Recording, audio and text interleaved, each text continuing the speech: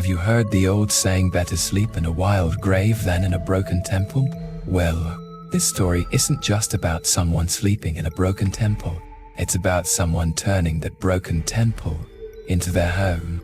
It came from someone my master knows, a woman named Rui.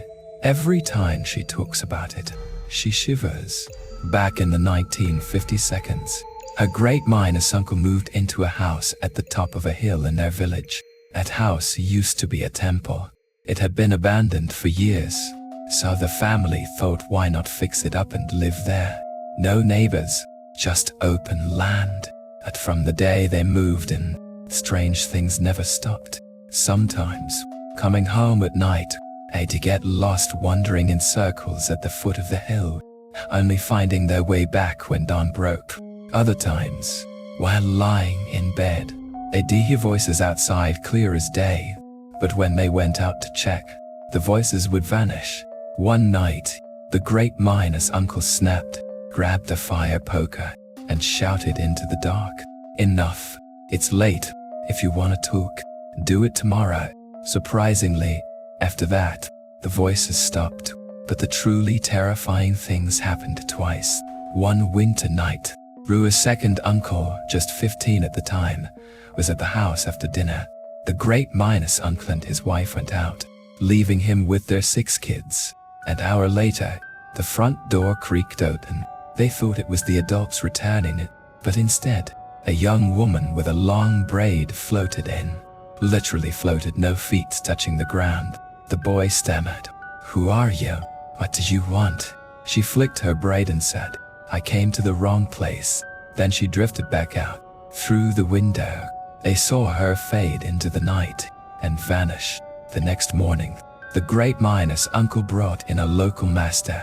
The man said, "This place was once a temple. It's not good for you. If you're wise, move out."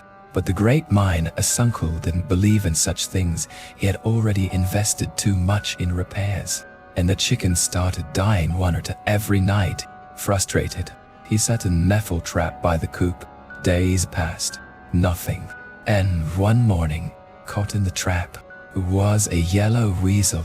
The great minus uncle sneered, "So it's you killing my chickens? Where's your father? Tell him to come here." The animal just stared.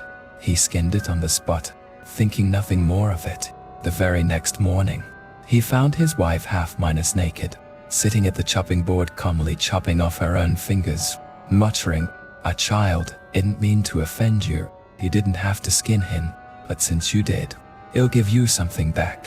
After that, she was never the same. She ran through snow with their newborn daughter in her arms, bare minus chested in the dead of winter. They could never fully restrain her. One day, she disappeared into a snowdrift and froze to death. Strangely, the baby survived without a scratch. Only then did the great minus uncle finally accept the truth. He took his 6 children and left the temple for good.